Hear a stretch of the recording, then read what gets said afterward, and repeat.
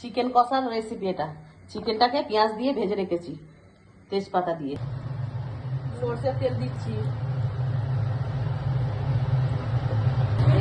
গরম মশলাটা দিয়ে দিলাম, গোটা গরম মশলাটা।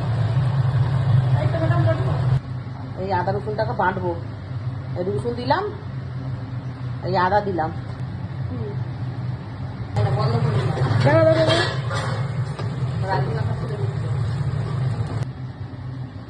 আদা বাটি, এই যে আদা রসুনটা দিলাম, একটু টমেটো কুচি দিচ্ছি, দু একটা কাঁচা লঙ্কা দিচ্ছি।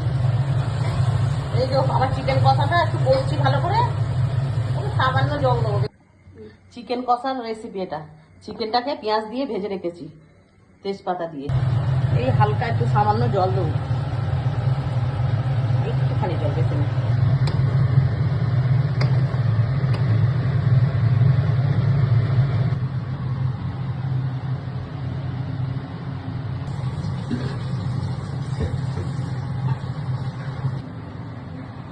এই ফ্রাইড রাইস আর চিকেন কষাটা বানালাম, রেসিপিটা দেখে বলবেন কেমন লাগলো।